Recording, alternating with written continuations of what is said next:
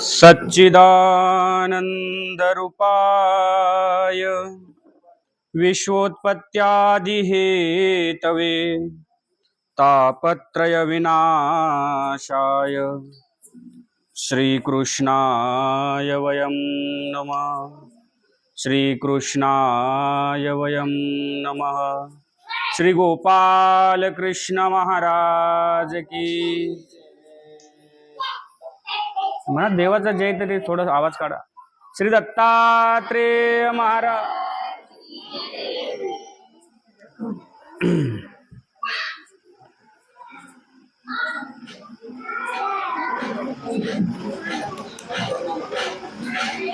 महाभारतातील युद्धाच्या प्रसंगी याचा थोडा आवाज वाढवा, याचा आवाज थोडासा वाढवा। अर्जुनाच्या मनामध्ये जो संभ्रम निर्माण झालेला आहे, सर्व नातेवाईकांना समोर बघितल्यानंतर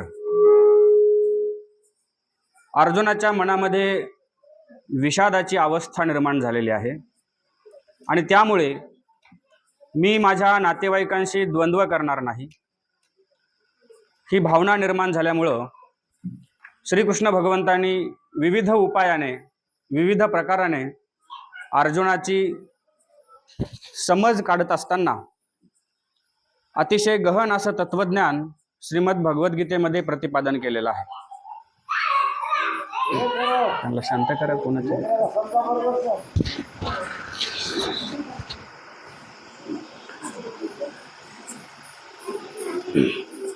आणि त्या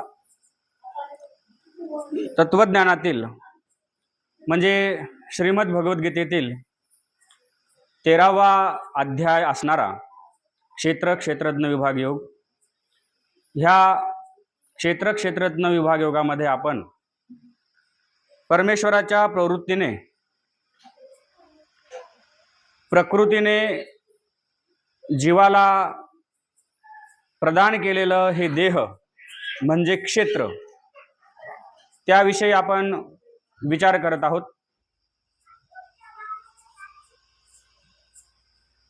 ह्या शरीराची निर्मिती कशा पद्धतीने झाली, त्यासाठी कोणकोणत्या तत्वांचा उपयोग केला गेला। जसं आपण जेवणासाठी एखादी भाजी बनवतो आणि भाजी बनवत असताना तिच्यामध्ये वेगवेगळे पदार्थ आपण वापरतो आणि ह्या सर्व पदार्थांचं एकत्रीकरण केल्यानंतर स्वादिष्ट आणि रुचकर अशी भाजी तयार होते। अगदी त्या पद्धतीने हे सुंदर असं नरदेह जे सर्वाधिकारी आहे, जे सत्कर्म करून अध्यात्माचं यथायोग्य आचरण करून ईश्वर प्राप्तीला जाऊ शकतो, ह्या देहाच्या आधाराने ह्या देहामध्ये असणारा जीवात्मा, असं महत्त्वपूर्ण हे नरदेह मनुष्यदेह आहे। आणि म्हणून ह्या देहाची निर्मिती करत असताना कुठल्या तत्वांचा उपयोग करून आणि त्यामध्ये कोणकोणत्या भावनांचं मिश्रण प्रकृतीने केलेलं आहे, ह्याविषयी आपण विचार करत आहोत। त्यामध्ये आपण पाहिलं की पंचमहद्भूत, 3 गुण, अंतकरण, चातुष्य, त्यानंतर 10 इंद्रिय आणि त्यापैकी 5 कर्मेंद्रियाचे, 5 ज्ञानेंद्रियाचे 5 विषय, हे आपण सर्व मागे बघितलेलं आहे। आणि त्यानंतर आपण बघत होतो इच्छा, द्वेष, सुखम दुःखम, संघात, चेतना, धृती, ह्यापैकी आपण इच्छेवरती विवेचन करत होतो। ह्या मनुष्य देहामध्ये देह धारण केलेला जो जीवात्मा आहे, हा जीवात्मा या शरीराला सोडून जातो, अर्थात माणसाचा मृत्यू होतो, परंतु माणसाच्या इच्छेचा मृत्यू होत नाही। माणूस मरतो परंतु त्याच्या इच्छा मरत नाहीत। एवढी प्रबळ असणारी इच्छा ही प्रत्येक जीवमात्राला आहे। ती अतिशय लहान बालकापासून मृत्यूशय्येवरती पडलेल्या म्हाताऱ्या माणसाला सुद्धा ती आहे। ती जशी पुरुषाला आहे तशी स्त्रीला सुद्धा आहे. आणि म्हणून मनुष्याचं जीवन हे इच्छेवरती टिकलेलं आहे, आशावादावरती टिकलेलं आहे. जर मनुष्याकडे इच्छा नसत्या, जर त्याच्याकडे आशावादच शिल्लक राहिला नसता, तर त्याला जगण्यासाठी उमेद त्याच्यामध्ये निर्माण झाली नसती. ज्या अर्थी मनुष्याकडे इच्छा आहेत आणि त्या इच्छेच्या बळावर, त्या इच्छेच्या सामर्थ्यावर मनुष्य आपलं जीवन यापन करत आहे, हा ह्या इच्छेविषयी महत्त्वाचा मुद्दा आहे.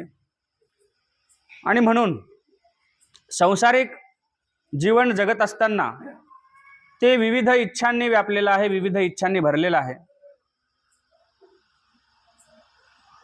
जेव्हा त्रेतायुगातला रामायणातला प्रसंग आहे, श्री रामचंद्रांचे वडील दशरथ ह्यांनी त्यांच्या वयाचं विशिष्ट अंतर पार केल्यानंतर त्यांना असं लक्षात आलं की आता आपण हे जे राज्यकारभार चालवत आहोत ह्यापासून निवृत्त व्हायला पाहिजे आणि हे जे राज्य आहे ते आपल्या मुलाच्या हवाली करायला पाहिजे.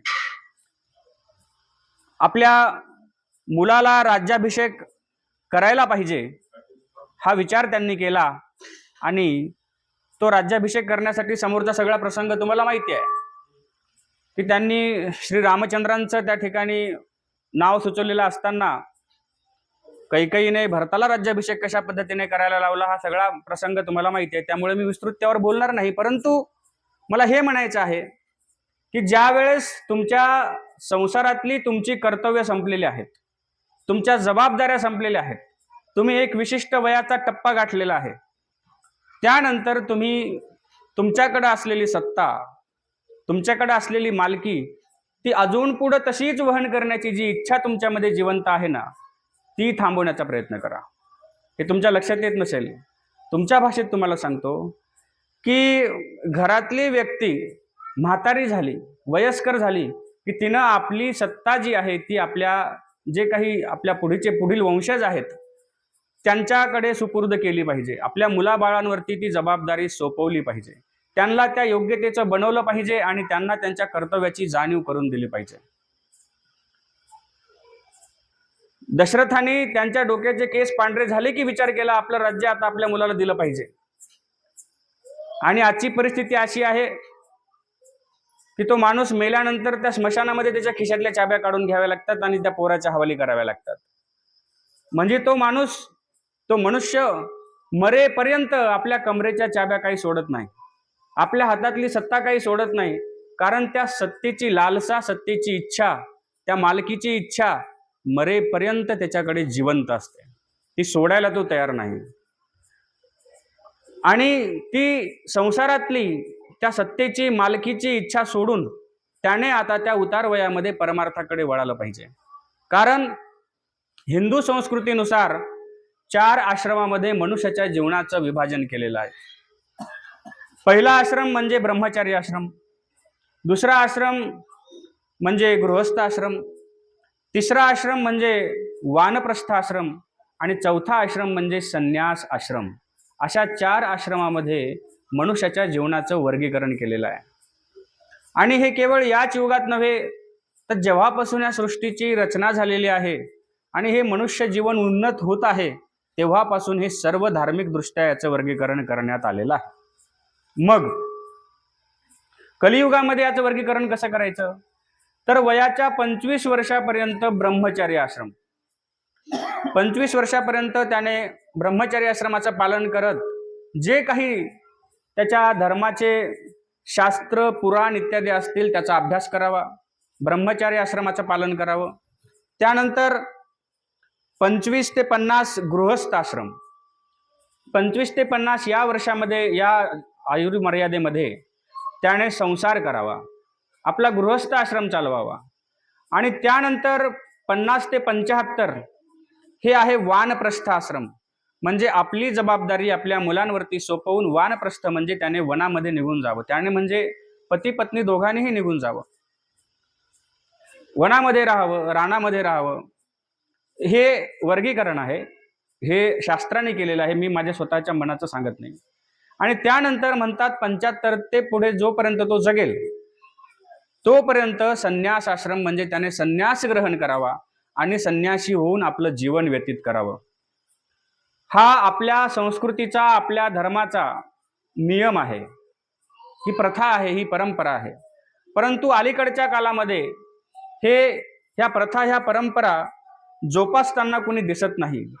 अगदी संसारामध्ये राहून जोपर्यंत मृत्यू येत नाही तोपर्यंत आपण गृहस्थाश्रमच पार पाडत असतो. गृहस्थ आश्रमातून बाहेर निघतच नाही.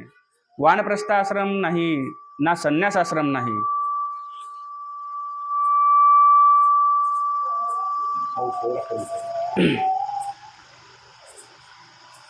याचं कारण एकच आहे की आपल्या इच्छा फार प्रबळ झालेल्या आहेत. सत्तेच्या, मालकीच्या, उपभोगाच्या ह्या सगळ्या इच्छा प्रबळ झाल्यामुळे आपल्याला आपल्या धर्मानं घालून दिलेले जे नियम आहेत, आपल्या संस्कृतीनं घालून दिलेले जे नियम आहेत, ह्या नियमांचं पालन आपण करत नाही. ह्याचं एकमेव कारण म्हणजे आपल्यामध्ये असणाऱ्या इच्छा. आणि इच्छा ही मनुष्याच्या जीवनाला अशी बांधून ठेवते की ते त्याला पुढे सरकू देत नाही. इच्छा ही माणसाच्या प्रगतीला थांबवण्याचं, रोखण्याचं सर्वात महत्वाचं कारण आहे. बघा, 2-4 मित्रांनी असा विचार केला की कोजागिरी पौर्णिमा आलेली आहे आणि ह्या कोजागिरी पौर्णिमेच्या सुंदर आणि स्वच्छ अशा चंद्रप्रकाशामध्ये आपण थोडासा समुद्र विहार करण्यासाठी जाऊयात, असा त्यांनी विचार केला. आणि म्हणून ते समुद्राच्या दिशेने गेले. समुद्रामध्ये एक नाव होती. त्या नावेमध्ये ते बसले आणि नावेत बसल्यानंतर ती नाव वल्हवण्यासाठी जे चप्पू त्या ठिकाणी आहेत त्याने ते पाणी असं मागे ते मारत आहेत आणि समोर अथांग समुद्र त्यांच्या समोर असा पसरलेला आहे. त्या समुद्राकडे बघत, त्या चांदण्याकडे बघत त्यांचा तो प्रवास चालू आहे. म्हणजे ते चप्पू मारणं चालू आहे. ते वल्हवत आहेत आणि प्रवास करत आहेत. जवळपास बराच वेळ झाला आणि बराच वेळ झाल्यानंतर त्यांनी आता विचार केला की आता भरपूर वेळ झालेला आहे, आता आपण वापस फिरलं पाहिजे, परत फिरलं पाहिजे, किनाऱ्यावरती गेलं पाहिजे. आणि म्हणून त्यांनी आपले चेहरे मागे फिरवले आणि मागे फिरवल्यावर बघतात तर काय, किनारा जवळच आहे, त्यांची नावही जागेवरच आहे. जवळपास तब्बल 3 ते 4 तास त्यांनी जे चप्पू मारण्याचे कष्ट घेतले ते विनाकारण झालेले आहेत. कशामुळे? कारण ते नावेत तर बसले, त्यांनी नाव वल्हवण्याचं कार्य सुद्धा केलं, परंतु त्या नावेला ज्या साखळदंडाने बांधून ठेवलं होतं ते साखळदंड सोडायचंच ते विसरले. ते न सोडताच त्यांनी प्रयत्न करत राहिले आणि प्रवास करत राहिले. इच्छा ही त्या साखळदंडाप्रमाणे आहे. तुमच्या जीवनाची नौका, तुमच्या जीवनाची नाव ह्या संसार रूपी समुद्रामध्ये, समुद्राच्या काठावरती आहे. तुम्ही तुमच्या प्रवासाला सुरुवात केली, परंतु जर तुम्ही तुमच्या इच्छांचा साखळदंड त्या संसाराशी बांधून ठेवलेला आहे, तो सोडलाच नाही, तर तुमची नाव अध्यात्माच्या दिशेनं पुढे मार्गक्रमण करणार नाही. ह्याचं कारणच हे आहे की तुमच्या इच्छांनी तुमच्या मनाला बांधून ठेवलेलं आहे.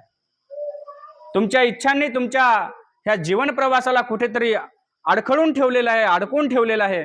आणि म्हणून तुमची आध्यात्मिक प्रगती होत नाही आणि तुम्ही संसारामध्येच गुरफटून पडलेलो आहात, गुंतून पडलेला आहात. आणि ह्यातून आपल्याला पुढे जायचं आहे, अध्यात्माकडे जायचं आहे, परमेश्वराकडे आपल्याला वाटचाल करायची आहे.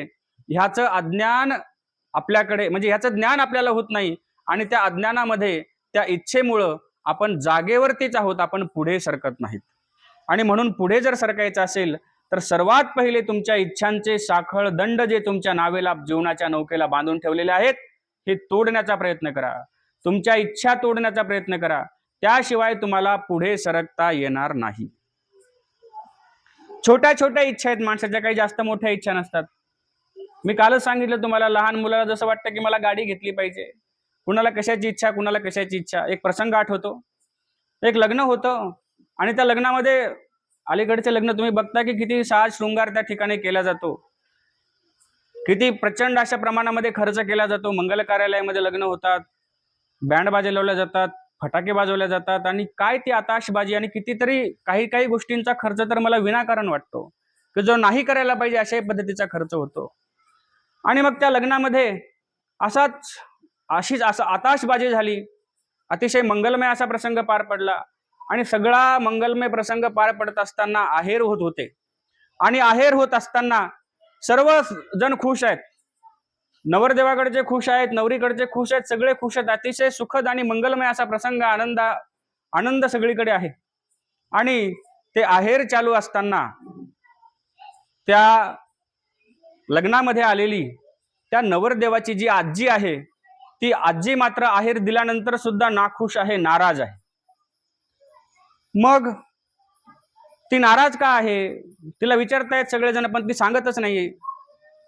आणि सर्वांनी विचारलं पण कोणीच सांगत नाही. शेवटी त्या म्हातारीच्या लेकीनं ती म्हातारीजवळ गेली आणि त्या म्हातारीला विचारते, आई काय झालं? का नाराज आहे? इतका सुखाचा आनंदाचा प्रसंग आहे, आपल्या दादाचं लग्न होत आहे आणि एवढा सुंदर असा प्रसंग या ठिकाणी घडत असताना तू नाराज का आहेस? तेव्हा त्या म्हातारीने सांगितलं, पाहुण्याने लुगडं तर चांगलं घेतलं, खूप सुंदर घेतलं, पण चोळी काय त्या लुगड्याच्या मॅचिंगची घेतली नाही म्हणे.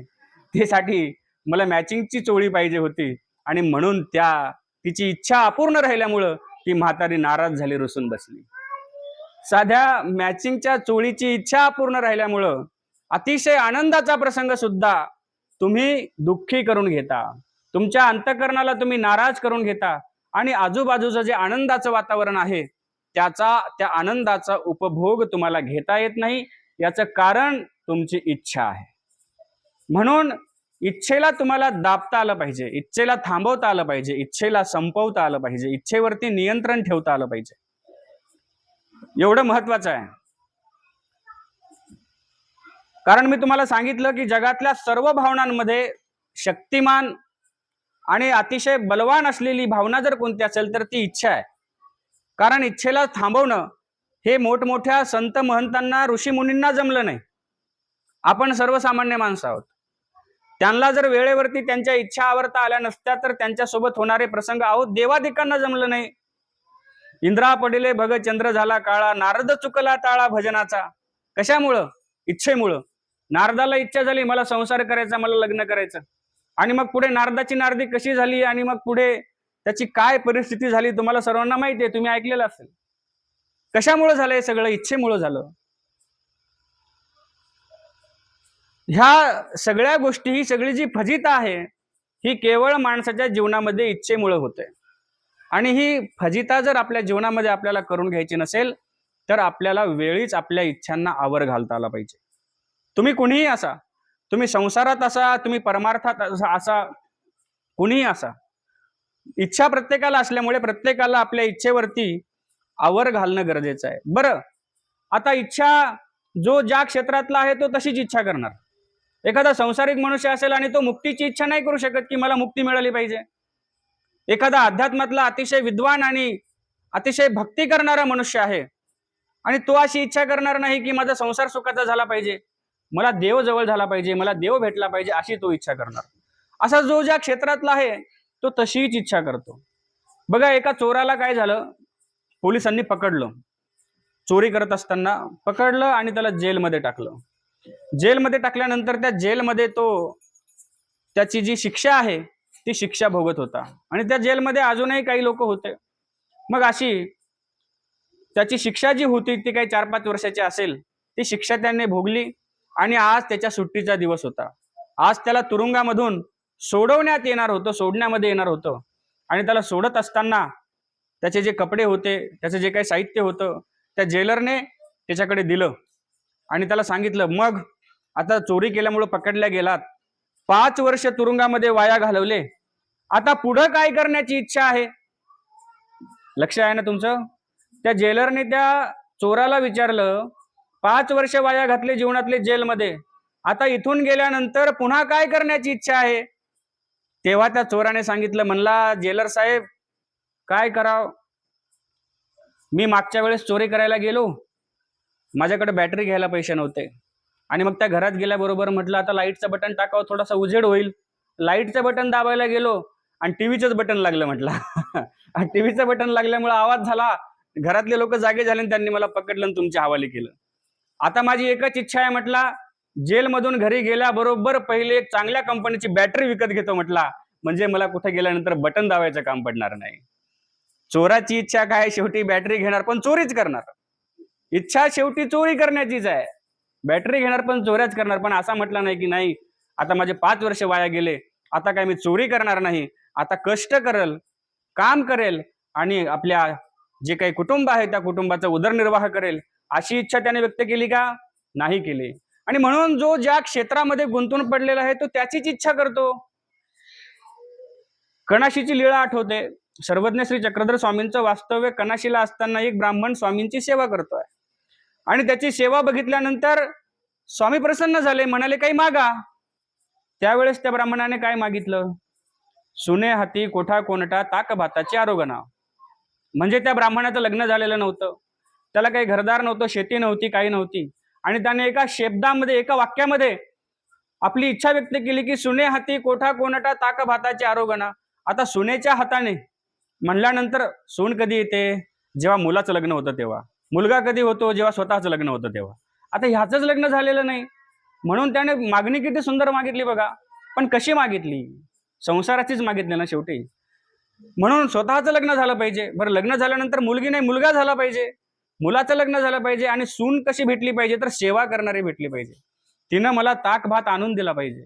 आता कोठाच्या कोणटा म्हणजे कोठा असला म्हणजे त्याच्यामध्ये ढोरं आले, जनावर पाहिजे. ताक भाताची आरोगणा, भात पिकवण्यासाठी शेत पाहिजे. सगळं मागून घेतलं एका वाक्यामध्ये. आणि ही लीळा भक्तिजनांना सांगत असताना सर्वज्ञ श्री चक्रधर स्वामी म्हणतात की माणसाला काय मागावं हे कळत नाही. स्वामींनी तिथे वेवाचा दृष्टांत दिला. कवनी एक साळी हाताशी वेव घ्यावया जाय. एक विणकर आहे, तो त्याच्या विणण्याचं जे काही यंत्र आहे त्याचं लाकूड मोडलं, त्याला वेव म्हणतात. ते मोडल्यामुळे आता ते नवीन आणायचं. मग तो बाजारामध्ये गेल्यानंतर बाजार भरायला थोडासा वेळ होता आणि म्हणून बाजार तळाच्या अलीकडे एका झाडाखाली त्यानं आपल्या सोबत आणलेली शिदोरी खाल्ली आणि थोडासा आराम करण्यासाठी झाडाखाली झोपला. उशाखाली छोटासा दगड घेतला आणि आराम करतोय. आणि झोपल्याबरोबर त्याचं सरळ लक्ष त्या झाडाच्या फांदीकडे गेलं. त्या झाडाला एक सरळ अशी फांदी होती आणि झोपल्याबरोबर त्याने विचार केला की याचे कैसे बरवे वेव होईल, म्हणजे ह्या सरळ फांदीचं वेव किती सुंदर होईल, हे लाकूड माझ्या कामी येईल, असा त्याने विचार केला. आणि काय आश्चर्य, विचार केल्याबरोबर ते लाकूड तुटून खाली पडलं. तो खुश झाला. त्याला वाटलं बाजारात जाऊन लाकूड विकत घेण्याचे पैसे वाचले, आणि म्हणून त्यानं ते लाकूड आपल्या खांद्यावरती घेतलं आणि घराकडे निघाला. आणि निघाल्याबरोबर त्याला पाठीमागून आवाज आला, अरे आगामी कल्पवृक्ष प्रसन्न झाला, माग. ते झाड त्याला बोलायला लागलं, अरे मी कल्पवृक्ष आहे, मी प्रसन्न झालो, अजून काहीतरी माग, तुला जे मागायचं असेल, ज्याची आवश्यकता असेल. माझ्यासारखा एखादा माणूस असता तर म्हटलं असतं 10-5 कोटी दे एकदाच, मला काही टेन्शन राहणार नाही. पण तो काय म्हणतो? तो म्हणाला, मोडीये तोडीये अनेक वेवची दे. म्हणलं आता हे लाकूड मी नेतोय, पुन्हा काम करताना एखाद्या दिवशी मोडून जाईल, मग पुन्हा बाजारात यावं लागेल. मग काय करतो, अजून एखादा असंच लाकूड मला दे, म्हणजे मला ते उपयोगाला येईल. वास्तविक ते कल्पवृक्ष प्रसन्न झाल्यावर त्यानं जर भरमसाठ पैसे मागून घेतले असते तरीही त्याने दिले असते, परंतु तो त्या क्षेत्रातला त्याला तेच मागायचं कळतं. तसं त्या कणाशीच्या ब्राह्मणाला स्वामी म्हणतात, तैसे ईश्वर प्रसन्न झाले या, जिवे काही विखो व्यवहार मागावा. देव जर प्रसन्न झाला तर त्या देवाला काही विषय व्यवहाराच्या गोष्टी मागाव्यात का? संसाराच्या गोष्टी मागाव्यात का? परमेश्वर प्रसन्न झाले या, जिवे परमेश्वराचे प्रेम मागावे की. तसा ईश्वर प्रसन्न झाल्यानंतर ह्या संसाराच्या गोष्टी मागण्यापेक्षा त्या ईश्वराला ईश्वराचं प्रेम मागावं. पण आपण देवाकडे काय मागायला जातो? माझ्या पोराचं लग्न होऊ दे, माझ्या पोराला नोकरी लागू दे, माझ्या पोरीचा संसार चांगला होऊ दे, माझ्या पोरीला पोरगं होऊ दे. याच्यासाठीच नारळ बांधतो की नाही आपण मंदिरात येऊन? बरोबर आहे की नाही? खोटं आहे का? आणि म्हणून आपण आपल्या संसाराच्या इच्छा पूर्ण करण्यासाठी देवाकडे मागणी मागतो, परंतु स्वतःचं आत्मकल्याण व्हावं, मला देव भेटावा, देवाचं प्रेम भेटावं, अशी काही इच्छा आपण देवासमोर व्यक्त करत नाही. म्हणून आपल्या ज्या इच्छा आहेत ह्या स्वयंकेंद्रित आहेत, ह्या स्वार्थ केंद्रित आहेत. आणि ज्या वातावरणामध्ये आपण वाढतो, ज्या वातावरणामध्ये राहतो, त्याच्यामध्येच आपण त्या इच्छा व्यक्त करतो. साक्षात देव प्रसन्न झाला तरीही त्याने संसारच मागून घेतला, ह्या उलट दुसरं काही मागितलं नाही. म्हणून आपल्या इच्छांना प्रगत करण्याचा प्रयत्न करा. आपल्या इच्छा आपल्या आत्मकल्याणाला कशा पूरक ठरतील ह्याचा विचार करा.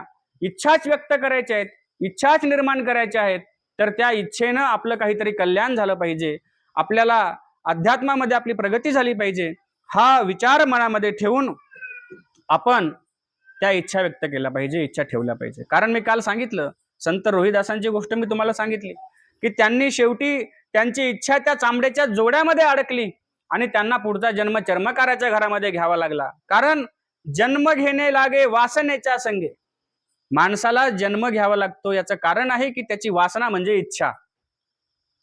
त्याची ज्या पद्धतीची वासना असेल, ज्या पद्धतीची इच्छा असेल, त्याच पद्धतीचा जन्म त्याला पुढे भेटतो. म्हणून आपल्या इच्छांना, आपल्या आशांना, आपल्या वासनांना काय करा, नकारात्मकतेकडून सकारात्मकतेकडे वळवा.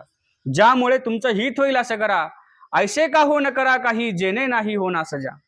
असं काहीतरी करा की ज्याने तुमचा अहित होणार नाही तर हित होईल. जेव्हा रावणाने मारीच मामाला सांगितलं की तू सुवर्ण मृगाचं रूप धारण करायचंय, सोन्याच्या हरणाचं रूप धारण करायचंय आणि रामाच्या पर्णकोटी समोरून धावत जायचं, सीता मोहित होईल. रामाला सांगेल मला ते हरण पाहिजे, राम तुझ्या पाठीमागे येईल. रामाच्या आवाजामध्ये ओरडायचं. लक्ष्मणाला वाटेल की माझा भाऊ ओरडला आणि लक्ष्मण तुझ्या मागे धावत येईल. सीता एकटी असेल मग मी तिचं हरण करेल. हे मारीचानं ऐकून घेतलं आणि रावणाला सांगितलं, अरे ते रामचंद्र जंगलामध्ये राहतात, कंदमुळं खातात, त्यांनी मला काय त्रास दिला, मी कशासाठी त्यांच्यासोबत असं कपटाने वागू, मी असं वागणार नाही, मी असं करणार नाही. रावणाने सांगितलं मारीच मामाला, मामा गेलास तर रामाच्या हातून मरशील का नाही मला माहिती नाही, पण जर माझं ऐकलं नाही तर मी तुला जिवंत सोडणार नाही. रावणाने धमकी दिली. मारीच म्हणाला मला थोडा विचार करायला वेळ दे. मारीचाने विचार केला, गेलो तर रामाच्या हातून मरतो, नाही मेलो तर रावणाच्या हातून मरतो. मग न जाता रावणाच्या हातून मरून अधोगतीला जाण्यापेक्षा तिकडे जाऊन रामाच्या हातून मरून काहीतरी चांगल्या गतीला, सद्गतीला मी जाईल. आणि म्हणून मारीचानं तो निर्णय घेतला. एका राक्षसाचा, असुराचा मामा असणारा मारीच असा चांगला विचार करू शकतो की बाबा जे केल्यानंतर माझं भलं होईल, माझं चांगलं होईल, असा विचार त्या असुर कुळातला माणूस घेऊ शकतो. आपण तर माणसं आहोत, आपण राक्षस आहोत का? आपण रावणाच्या कुळातले आहोत का? अजिबात नाही. आणि म्हणून आपण आपल्या भल्याचा विचार करू शकतो. म्हणून इच्छा ठेवायच्याच असतील, अहो संसारातल्या गोष्टी तर आपल्याला आपल्या कर्मानुसार मिळतीलच. आपण जे कर्म केलेले आहेत, आपण जी जोडून ठेवलेली आहे, ते तर आपल्या नशिबानं आपल्याला भेटणारच आहेत. परंतु नशिबा व्यतिरिक्त जर काही भेटत असेल तर त्या गोष्टी असतात अध्यात्मातल्या. ते असतं भगवंताचं पद. या अब्रह्म भुवना लोका पुनरावर्तीन अर्जुन, किंवा यद्गत्वा न निवर्तन्ते तद्धाम परमं मम, असं अतिशय श्रेष्ठ असणारं ठिकाण जे भगवंताचं आहे, ते तुम्हाला तुमच्या भक्ती मार्गाने प्राप्त होतं, ते तुमच्या कर्मयोगाने प्राप्त होणार नाही. आणि म्हणून आपल्या इच्छांना ऊर्ध्व करण्याचा प्रयत्न करा, आपल्या इच्छांना थांबवण्याचा प्रयत्न करा. ह्या संसारातल्या इच्छा कधीही न संपणाऱ्या आहेत. आणि म्हणून ह्या इच्छेमुळे आपला जीव संसारामध्ये गुंतून पडलेला आहे. जर आपल्या इच्छा संसाराच्या बाहेर निघाल्या, संसार रूपी वलयाच्या बाहेर निघाल्या, की मग आपल्याला अध्यात्माचा रस्ता सापडतो. पण जोपर्यंत आपल्या इच्छा संसाराच्या वलयामध्ये गुंतून पडलेल्या आहेत, अडकून पडलेल्या आहेत, तोपर्यंत आपण संसारातून बाहेर निघून अध्यात्माकडे जाऊ शकत नाही. जरी आपण जाण्याचा प्रयत्न केला तरी आपला जीव मात्र संसारामध्येच गुंतून राहतो, तो काही संसाराच्या बाहेर निघत नाही. सुंदर असं प्रकरण आलेलं आहे वैष्णव संप्रदायामध्ये. आवा चालली पंढरपुरा, वेशीपासून आली घरा. त्या बाईला, त्या म्हातारीला तिची शेजारीने दरवर्षी म्हणते, बाई चल वारीला जाऊयात पंढरपूरच्या. ते म्हणते जाऊत की, कारण घरातला जीव निघत नाही. जाऊत आता खूपच नाद लावला शेजारणीनं, म्हणून चल बाई म्हटले, आता तू दरवर्षीच म्हणते. आणि म्हणून निघाली ती.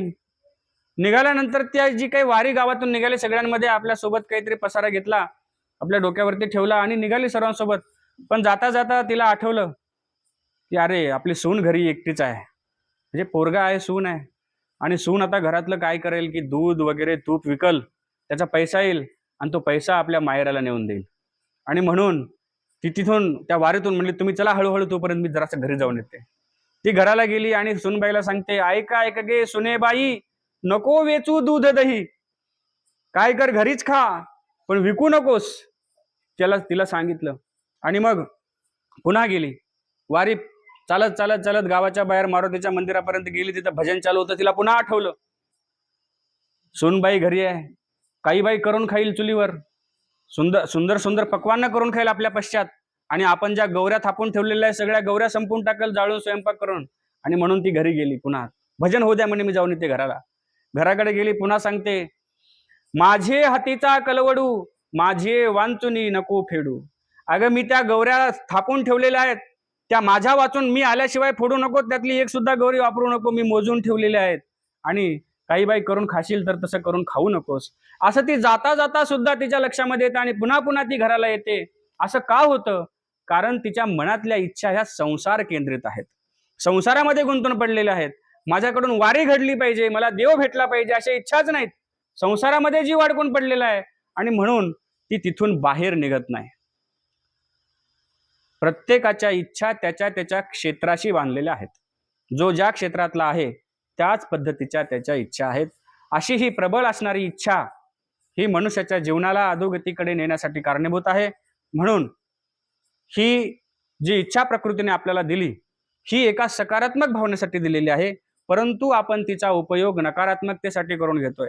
ज्या गोष्टी खऱ्या अर्थानं प्रकृतीने परमेश्वराच्या सांगण्यानुसार ह्या जीवाला शरीराच्या माध्यमातून उपायकारक करून दिलेल्या आहेत, त्याच्या हितासाठी त्याच्या सोबत दिलेल्या आहेत, तीच आपण आपल्या अहितासाठी वापरत आहोत.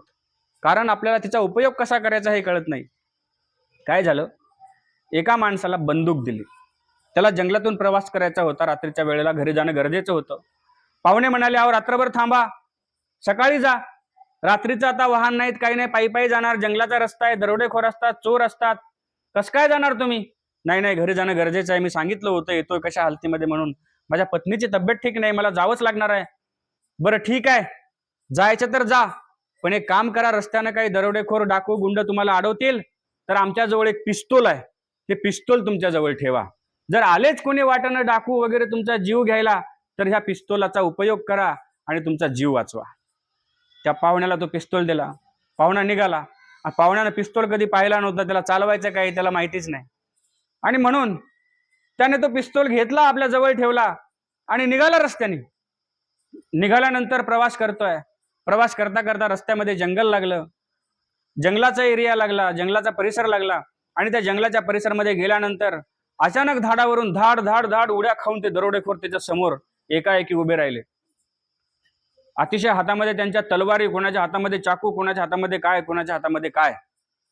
आणि तो घाबरला एकाएकी एवढे दरोडेखोर समोर पाहून. त्याला आठवलं पाहुण्यांनी आपल्यासोबत पिस्तूल दिलेला आहे आणि त्याने सांगितलं की या पिस्तूलला दरोडेखोर घाबरतात आणि तुमचा जीव वाचल, म्हणून त्याने खिशातला पिस्तूल काढला आणि त्यांच्या समोर फेकला. हे घ्या, माझ्याजवळ पिस्तूल आहे म्हणला, मला अजिबात हात लावायचा नाही.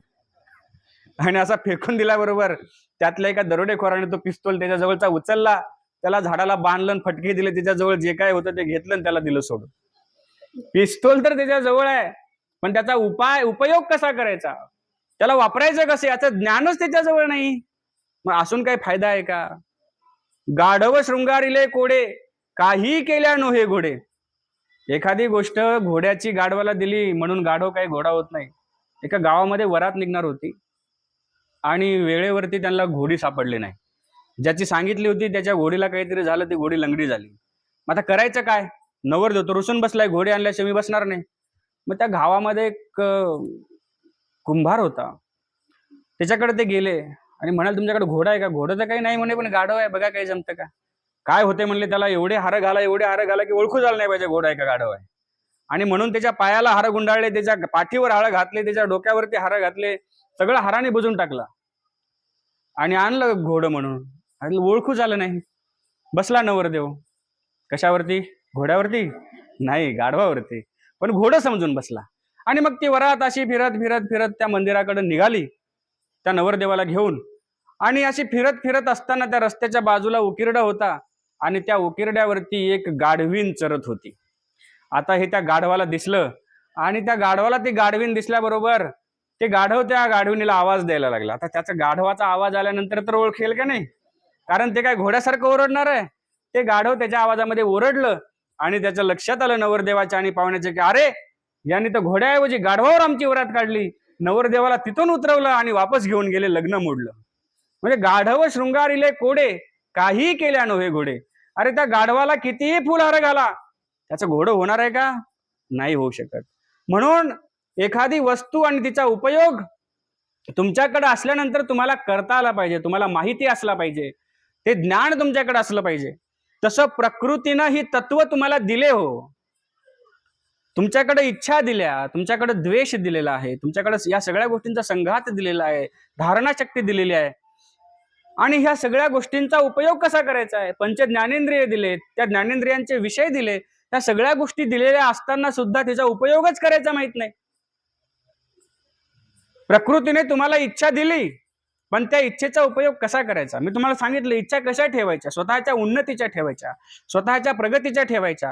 हे जेव्हा तुम्हाला कळेल, हे जेव्हा तुमच्या लक्षात येईल, तेव्हा खऱ्या अर्थानं प्रकृतीने दिलेल्या ह्या ज्या गोष्टी आहेत, ह्याचा उपयोग तुमच्या जीवनामध्ये तुम्हाला करता येईल. अन्यथा पिस्तूल दिलाय, पण त्याचा वापरच तुम्हाला करता येत नाही, अशी अवस्था होऊन बसणार आहे. आणि म्हणून ह्या इच्छेचा सदुपयोग तुम्हाला कशा पद्धतीने करता येईल याचा विचार करा. मला जेवढं सांगायचं तेवढं मी सांगितलं, कारण एकाच विषयावरती जास्त वेळ बोलणं चांगलं नाही. म्हणून आपण पुढचा टप्पा पाहूयात, इच्छा द्वेष. इच्छेनंतर पुढची गोष्ट सांगितलेली आहे द्वेष. तुम्ही म्हणाल, द्वेष हा कशा पद्धतीने प्रकृतीने मनुष्याला दिल्यानंतर तो उपयोगी येणार आहे? बरं, आता एक गफलत अजून होते. द्वेष आणि मत्सर ह्या दोन गोष्टी सारख्या सारख्या वाटतात. एखाद्या माणसाचा द्वेष करणे किंवा मत्सर करणे ह्या दोन गोष्टी सारख्या सारख्या वाटतात, पण दोन्हीमध्ये खूप मोठा फरक आहे. द्वेष हा मत्सराचा लहान भाऊ आहे, मत्सर हा द्वेषाचा मोठा भाऊ आहे. एक वेळेस मत्सर परवडला, पण द्वेष परवडत नाही. कारण द्वेष हा सुप्त अवस्थेमध्ये असतो आणि मत्सर हा जागृत अवस्थेमध्ये असतो. मत्सर करत असलेला माणसाला कळतो, परंतु द्वेष माणसाला कळत नाही. द्वेष आतल्या आत असतो. एखाद्याची प्रगती पाहिली की याला द्वेष निर्माण होतो. सख्या भावानं जर मोटरसायकल घेतली तर सख्या भावाच्या मनामध्ये द्वेष निर्माण होतो. लक्षात घ्या. सख्या भावाने थोडीशी शेती जास्त विकत घेतली स्वतः कष्ट करून की मत्सर निर्माण द्वेष निर्माण होतो, असूया निर्माण होते. ही जी सगळी सुप्त आतल्या आत घडणारी घटना आहे याला द्वेष म्हणायचं. आणि जी उघडपणे जसं सवतीमध्ये असतो त्याला मत्सर म्हणायचं, त्याला द्वेष म्हणता येत नाही. कारण त्या उघड उघड भांडतात, एकमेकींशी कलह करतात, हा झाला मत्सर. आणि जी आतल्या आतमध्ये कोरतं आपल्याला त्याला म्हणायचं आहे द्वेष. बघा, तुम्हाला सांगतो, एका झाडावरती एक चिमणी घरटं बांधत होती आणि ते घरटं बांधत असताना एक मुंगी त्या चिमणीजवळ आली आणि मुंगी त्या चिमणीला म्हणते, अगं चिवताई, इथं घरटं बांधू नकोस. त्या चिमणीला वाटलं एवढीशी छोटीशी मुंगी आणि मला सांगायला लागली, म्हणून ती म्हणते, अरे तुला काय कळतं, पळ तिकडं. आणि म्हणून तिने आपल्या पायाने तिला उडवून दिलं. ती बिचारी मुंगी झाडावरून खाली पडली. मग काही दिवस गेले, तिने खोपा बांधला छानपैकी, तिथं तिने आपली अंडी घातली आणि आपल्या पिल्लांना जन्म दिला. सुंदर असे छोटे छोटे पिल्लं त्याच्यामध्ये जन्माला आले, त्या खोप्यामध्ये राहायला लागले. आणि अचानक एका दिवशी वादळ आलं, सोसाट्याचा वारा सुटला, पावसाला सुरुवात झाली आणि त्या वादळामध्ये ते झाड उन्मळून पडलं. आणि उन्मळून पडल्यानंतर ते छोटे छोटे पिल्ले त्याच्यामध्ये चेंदून मरून गेले. आणि ती चिमणी तिथे बसून आता रडायला लागली, अश्रू ढाळत होती.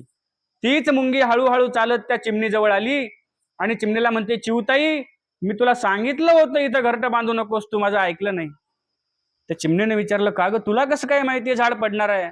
त्या मुंगीने सांगितलं, चिवताई, तुम्ही झाडावर राहता, फांद्यांवरती राहता, तुम्हाला फक्त झाडांच्या हिरव्यागार फांद्या दिसतात, पण याचं मूळ आणि खोड आतून किती कुजलेलं आहे, किती कमजोर झालेलं आहे, हे आम्ही मुळाशी राहतो, मातीमध्ये राहतो वारुळ करून, म्हणून आम्हाला माहिती आहे की त्याचं मूळ किती कमजोर झालेलं आहे.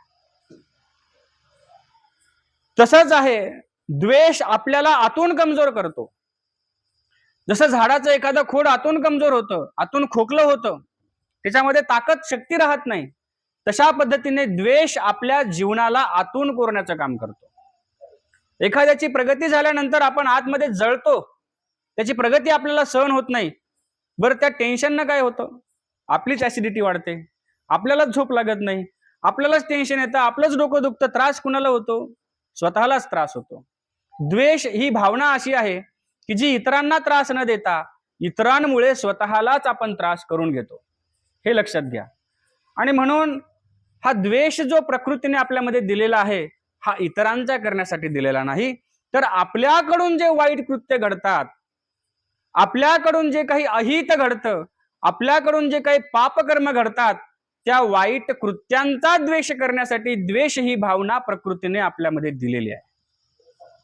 आणि म्हणून इतरांची प्रगती पाहून तुम्ही जेव्हा आतल्या आतमध्ये जळता, संत ज्ञानेश्वरांनी सुंदर उदाहरण दिलेलं आहे. माझ्याकडे लक्ष द्या. भगवद्गीतेमध्ये म्हटलेलं आहे की अशांतस्य कुतः सुखम. जो माणूस आतून अशांत आहे, जो माणूस आतून इतरांचा द्वेष करतो, द्वेषाची भावना ठेवतो, त्याच्या जीवनामध्ये सुख कधीही त्याला प्राप्त होऊ शकत नाही. म्हणून जर जीवनामध्ये सुखी राहायचं असेल, समाधानी राहायचं असेल, आनंदी राहायचं असेल, तर सर्वात प्रथम आपल्यातला द्वेष कमी करा. कुणाचाच द्वेष करू नका. आपल्याचाही द्वेष करू नका, परक्याचाही द्वेष करू नका, वैराचाही द्वेष करू नका.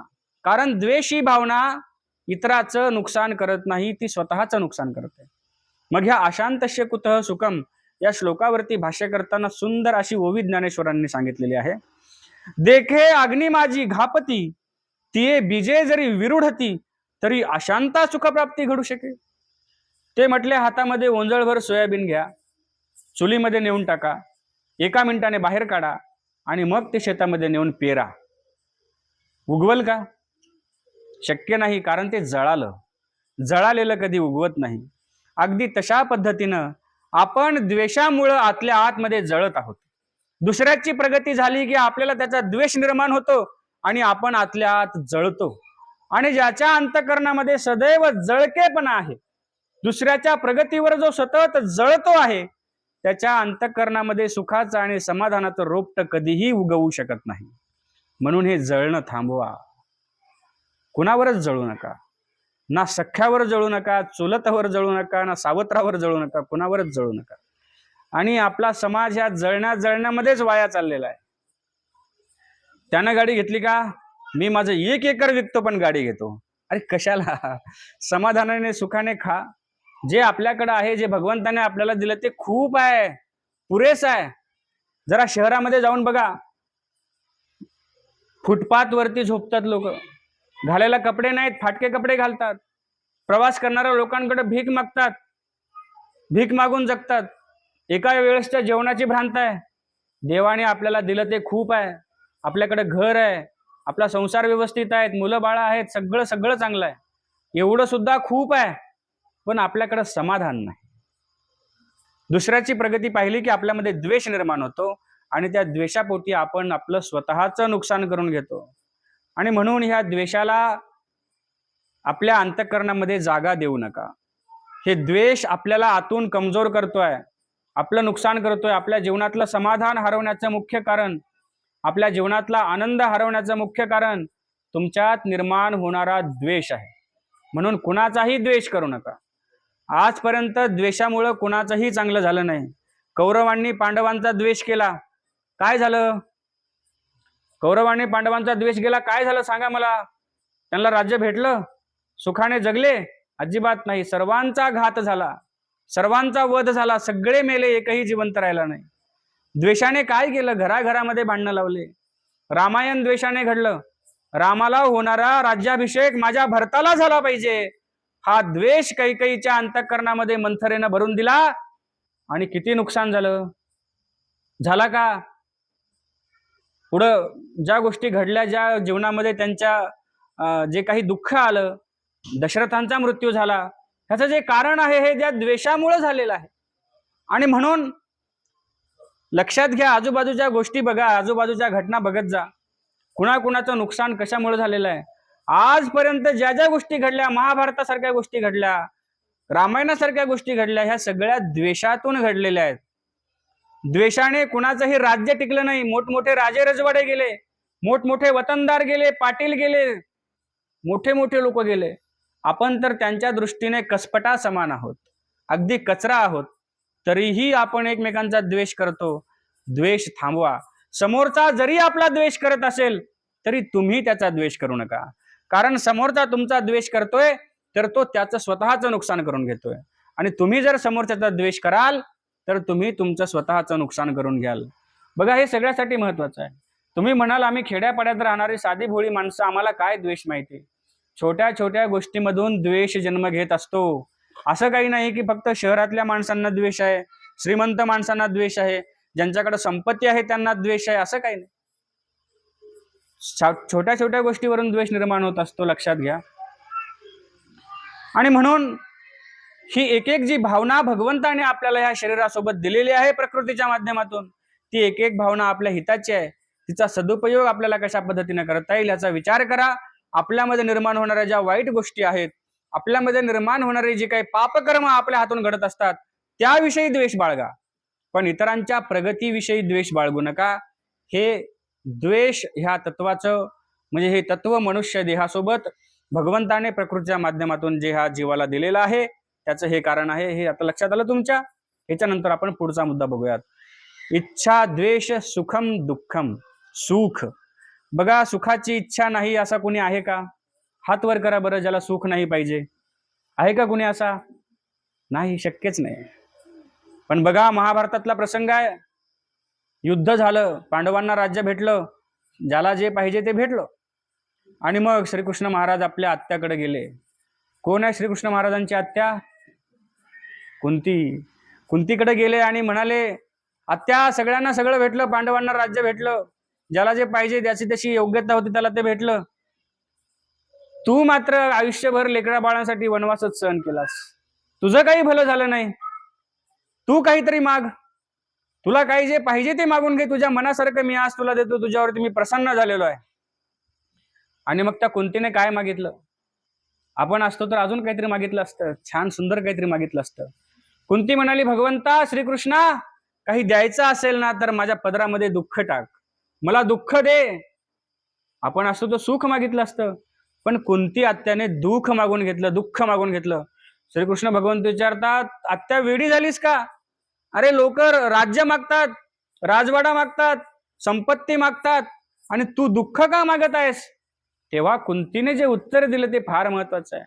कुंती म्हणते, अरे भगवंता, जेव्हा जेव्हा माझ्या आयुष्यामध्ये दुःख आलं, माझ्या जीवनामध्ये दुःख आलं, तेव्हा तेव्हा मला तुझी आठवण आली. प्रत्येक दुःखामध्ये मी तुझं नाव घेतलं, तुला हाक मारली. आणि जेव्हा मी सुखात होते तेव्हा मला तुझी आठवण आली नाही. कारण हा संसाराचा नियम आहे. अंगाला आली ताप, देव माझा मायबाप. अंगाची गेली ताप, मी देवाचा बाप. आहे की नाही? अंगाला ताप आली म्हणजे आपल्याला दुखणं आलं की देवाचं नाव येतं. देवा देवा लक्ष दे, सांभाळ मला, तुझ्याशिवाय कोण आहे? तेव्हा म्हणतो आपल्याला, तेव्हा देवाची आठवण येते. मग म्हणतो, अरे जा मंदिरातून जरासं तीर्थ तरी घेऊन ये, चरणोदक घेऊन ये. देवाला उदबत्ती लावा, अंगारा लावा माझ्या डोक्याला मंदिरातला आणून, तेव्हा आठवण येते. आणि सुखासुखी येते का? नाही येत. दुःख में सिमरन सब करे, सुख में करे ना कोय, जो सुख में सिमरन करे तो दुःख काहे को होय. अरे लोकाला दुःख प्राप्त झाल्यानंतर लोक हातामध्ये गाठी घेऊन स्मरण करतात, देवा धाव, देवा धाव. अरे पण जर तुम्ही सुखातच स्मरण केलं, दुःख कशाला तुमच्या वाट्याला येईल? येईल का? नाही येणार. आणि म्हणून त्या कुंती मातेनं म्हणजे त्या श्रीकृष्णाच्या आत्यानं दुःख मागून घेतलं की भगवंता मला दुःख दे. म्हणजे देवा जेव्हा माझ्या आयुष्यामध्ये दुःखद प्रसंग येतात तेव्हा मला तुझी आठवण येते, आणि सुखामध्ये मात्र मला तुझी आठवण येत नाही. प्रत्येकाला सुखाची इच्छा आहे, प्रत्येकाला. कुणीही असू द्या, गरीब असो श्रीमंत असो, प्रत्येकाला वाटतं आपल्या जीवनामध्ये सुख असलं पाहिजे. बैल जरी असला तरी त्याला उन्हात उभं राहावं वाटत नाही, सावलीत जाऊन बसावं असं वाटतं, कारण सावलीमध्ये सुख आहे. परंतु सुखाची व्याख्या फार किचकट आहे. आपल्याला वाटतं की सुख म्हणजे खूप चांगलं आहे, पण अजिबात नाही. सुख शब्दाचा अर्थ आहे दुःख मिश्रित सुख, ते सुख बोलीचे. ज्यामध्ये दुःखाचं प्रमाण कमी होतं त्याला सुख म्हटलेलं आहे. पण आपल्याला असं वाटतं की सुख म्हणजे झालं, सगळं झालं, तर सुख भेटलं म्हणजे सगळं भेटलं, पण नाही. सर्वज्ञ श्री चक्रधर स्वामींनी सुखाची व्याख्या केली की दुःख मिश्रित सुख, ते सुख बोलीचे. उदाहरण देऊन सांगू का? एक शेतकरी शेतामध्ये नांगर आणतोय, उन्हाळ्यामध्ये शेताचा उद्यम करतोय, आणि त्याची पत्नी त्याच्यासाठी त्याचा डब्बा म्हणजे जी काही भाकर भाजी असेल ती टोपल्यामध्ये घेऊन शेतामध्ये येते. आणि शेताच्या बांधावरती, तुम्ही काय धुरा म्हणता का, त्या धुऱ्यावरती एक बाभळीचं झाड आहे, त्या झाडाखाली ती येऊन बसते. आणि त्या सावलीमध्ये येऊन बसल्यानंतर त्या शेतकऱ्याला लक्षात येते की आता आपली मालकीण आलेली आहे, आता जेवायला जायला पाहिजे, भरपूर काम झालं, दुपारचा पहार झालेला आहे, ऊन पडलेलं आहे. आणि म्हणून तो ते जे काही त्याचा नांगर आहे, आवत आहे, ते उभं करतो आणि त्या बाभळीच्या झाडाखाली जाऊन भाकर खायला बसतो. या उन्हामध्ये काम केल्यामुळे त्याला घाम आलेला आहे, आणि त्या झाडाखाली जाऊन बसल्यामुळे ते या झाडाची बाभळीची सावली म्हणजे काय लय दाट असते का? विरळ अशी सावली आहे, पातळ अशी सावली आहे. त्या सावलीमध्ये तो भाकर खायला बसलेला आहे. आणि ती येणारी जी हवा आहे त्याला घाम आल्यामुळे थंडगार वाटतं. उन्हामध्ये त्या नांगरामागं पळून पळून, ते फिरून फिरून, चालून चालून तो दमलेला आहे, थकलेला आहे, उन्हामध्ये तापलेला आहे. त्या झाडाखाली बसल्यानंतर त्याला सुख वाटतं. कारण घामामुळे येणारी हवा त्याला थंडगार वाटते. पण त्याची पत्नी त्या झाडाखाली अर्ध्या तासापासून बसलेली आहे. तिला ती हवा थंड लागते का? नाही लागत. तिला त्या उन्हाच्या आह्या लागतात, झळा लागतात. आणि त्या माणसाला मात्र तिथं ती हवा थंडगार लागते. हा फरक का आहे दोघांमधला? कारण तो शेतकरी मोठ्या दुःखातून आलेला आहे, कडक उन्हातून आलेला आहे, म्हणून त्याला ती साधारण सावली सुद्धा थंडगार वाटते. पण ती बाई तिथंच बसलेली आहे म्हणून तिला त्या ठिकाणी वास्तविक ते सुख आहे का? वास्तविक तिथं खरंच थंडगार गारवा आहे का? अजिबात नाही. तिथंही उन्हाळाच आहे, तिथंही झळा लागत आहेत, आह्या लागत आहेत, तिथं काही सावली नाही, तिथं काही सुख नाही. परंतु प्रश्न असा आहे की तो शेतकरी कडक उन्हातून आल्यामुळे त्याला तिथं थंड वाटतं.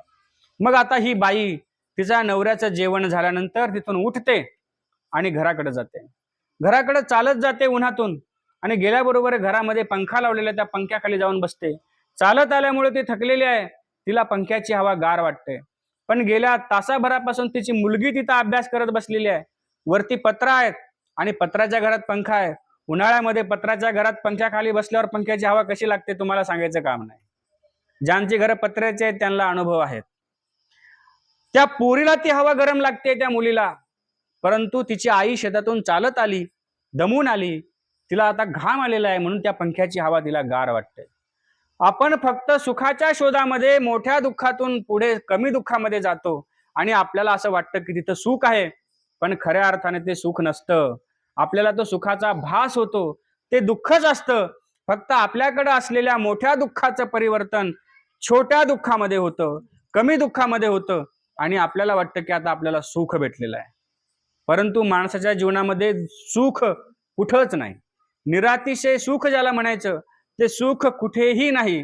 प्रत्येक ठिकाणी दुःख आहे. कारण सुख पाहता जवा पाडे आणि दुःख पर्वता एवढे. माणसाच्या जीवनामध्ये सुख पाहता जवा पाडे, जव म्हणजे जवस एवढं असतं, छोटस असतं की नाही, एवढंच माणसाच्या जीवनामध्ये सुख आहे आणि दुःख पर्वता एवढे. पर्वता एवढं दुःख माणसाच्या जीवनामध्ये आहे, तरीही त्या जवा एवढ्या सुखामध्ये माणूस सुखी होतो. गर्वाने अहंकाराने भरून येतो की माझ्यासारखं सुख कुणालाच नाही. पण भल्या माणसा ते सुख नाही. रस्त्याच्या काठावरती कुठंतरी सडलेलं मांस कुत्रा खात असतो आणि त्या कुत्र्याला वाटतं की किती सुंदर अन्न मला खायला भेटतंय. पण ते सुंदर असतं का? ते सडलेलं असतं, लाळेने व्यापलेलं असतं, हाडामासाने भरलेलं असतं, सडलेलं असतं. पण त्याला वाटतं की याच्यामध्ये खूप सुख आहे, पण खऱ्या अर्थानं ते गलिच्छ आहे, ते घाण आहे. तसं आपल्याला वाटतं की माझ्या संसारामध्ये माझ्याकडे सुख आहे, मी सुखी आहे, मी आनंदी आहे. पण ते सुख नाही. कारण एक धागा सुखाचा, 100 धागे दुःखाचे, जरतारी हे वस्त्र मानसा तुझ्या आयुष्याचे. काय आहे? एकच धागा सुखाचा असतो. जसं हे कपडा आहे, या कपड्यामध्ये कुठेतरी एक धागा सुखाचा आहे आणि बाकीचे सगळे 100 धागे दुःखाचे आहेत. असं ह्या मानवी जीवनाचं वस्त्र आहे की ज्याच्यामध्ये सर्वाधिक दुःख आहे, सुख फार कमी आहे. आणि आपण अशा ह्या दुःखरूप संसारामध्ये, कालच मी सांगितलं की ह्या संसाराला कशाचं घर म्हटलं? दुःखाचं घर म्हटलंय. दुःखालय, दुःखालयम अशाश्वतम. अशा या दुःखरूपी संसारामध्ये आपण सुख शोधण्याचा प्रयत्न करत आहोत. भेटणार आहे का?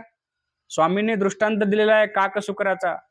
कावळा असे तो चोची करून, म्हणजे आपल्या चोचीने अमेध्य ऐसा सारी ऐसा सारी, ते कुठेतरी घाण विष्ठा पडलेली आहे, त्याच्यामध्ये आपली चोच खुपसतो आणि कावळा त्याच्यामध्ये काहीतरी खायला शोधण्याचा प्रयत्न करतो.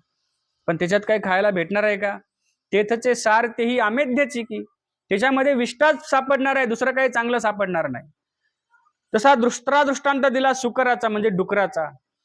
सुकर असे ते बुडियांत चुडी खोई. एक डुक्कर आहे, ते घाणीमध्ये कुठेतरी आपलं तोंड खुपसतो आणि त्याच्यामध्ये काहीतरी चांगलं खायला शोधण्याचा प्रयत्न करतो.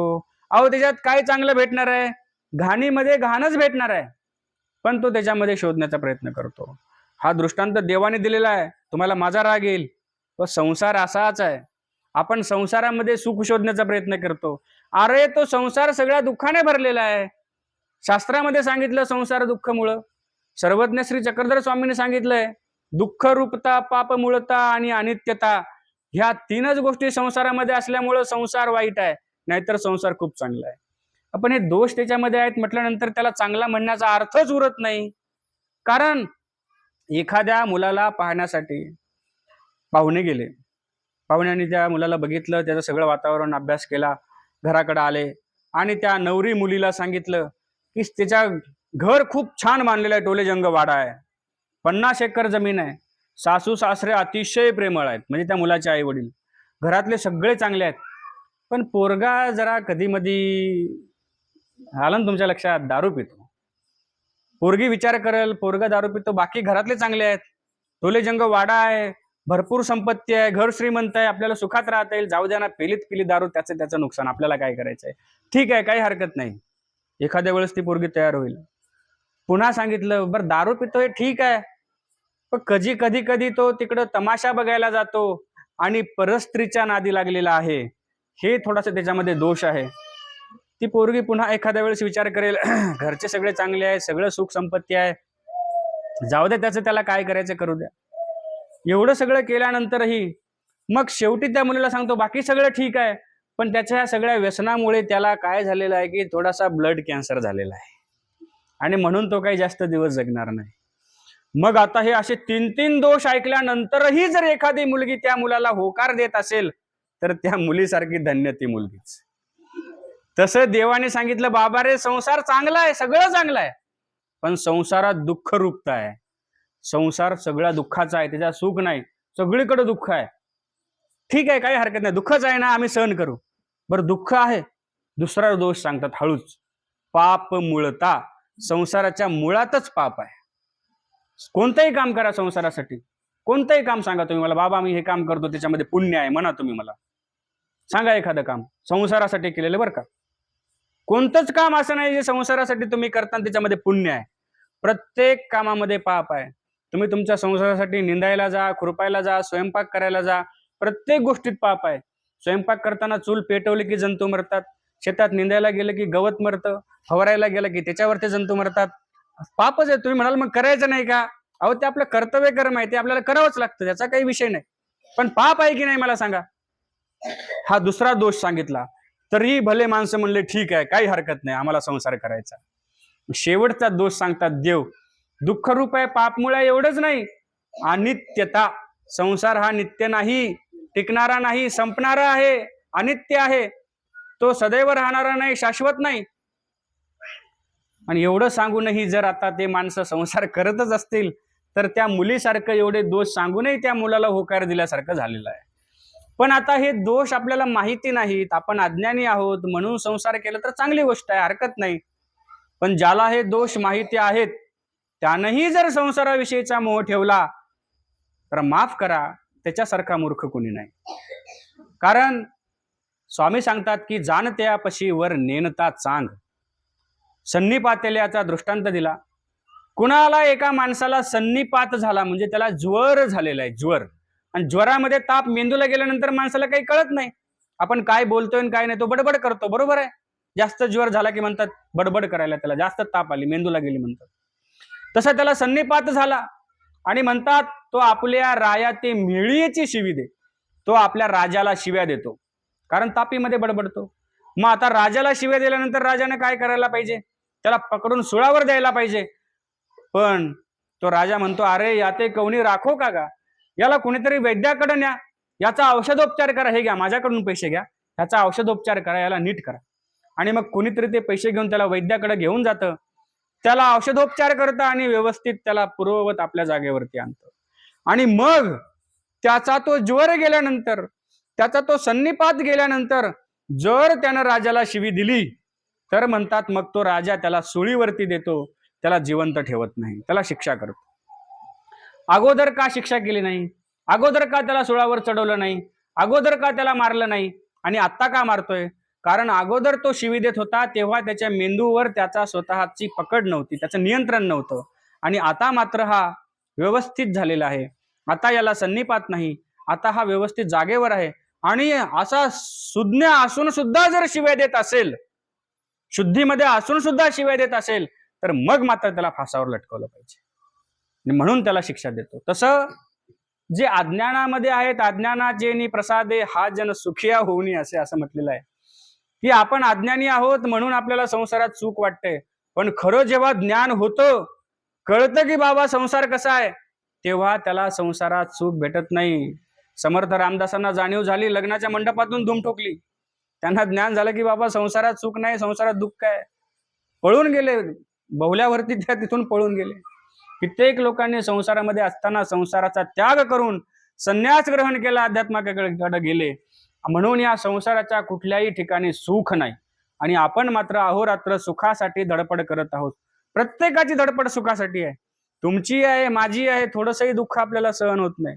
आणि म्हणून हे जे सुख प्रकृतीने मनुष्याला दिलेलं आहे ते केवळ भगवंताच्या भक्तीमध्ये आपल्याला तल्लीन होता यावं, आपल्याला स्थिर राहता यावं, आपल्याला सत्व प्राप्त व्हावं म्हणून सुख दिलेलं आहे. पण आपण सुखाची व्याख्या वेगळी केली. सुख म्हणजे आपल्याला हव्या असणाऱ्या ज्या काही भौतिक वस्तू आहेत त्या आपल्याकडे असल्या म्हणजे आपण सुखी आहोत, आणि हीच सुखाची व्याख्या आपण धरून बसलेलो. पण लक्षात घ्या सज्जन हो, सुख म्हणजे स्थिरता.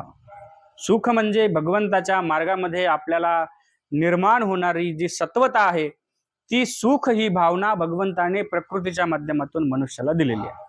वेळ आहे, ठीक आहे. तसाच सुखाचा विरुद्धार्थी शब्द आहे दुःख. तो पुढे सांगितलेला आहे. दुःखावरती विशेष बोलण्यासारखं काही नाही. दुःख प्रत्येकाच्या वाट्याला आहे, प्रत्येकाला दुःख होतं. छोट्या छोट्या गोष्टींना आपण दुःख होतो. मांजराने दूध सांडवलं की आपल्याला दुःख होतं. छोटीशी गोष्ट आहे, मांजराने दूध सांडवल्यावर दुःख व्हायची काही गरज नाही, तरी आपल्याला दुःख होतं, कारण आपला जीव त्याच्यामध्ये गुंतलेला आहे. ज्या ज्या गोष्टीमध्ये आपला जीव गुंतलेला आहे त्या त्या गोष्टीचा वियोग आपल्याला घडला की आपल्या जीवनामध्ये दुःख होतं. ही दुःखाची सरळ व्याख्या आहे. त्यावरती विस्तृत चर्चा आपण उद्याच्या सत्रामध्ये करूयात. आणि पुढील तत्व जे भगवंताने प्रकृतीच्या माध्यमातून ह्या देहामध्ये ह्या जीवाला आधारभूत म्हणून दिलेले आहेत त्याविषयीचं विवेचन आपण उद्याच्या सत्रात करूयात. आजची सेवा या ठिकाणी थांबवतो. श्री दत्तात्रेय महाराज की जय.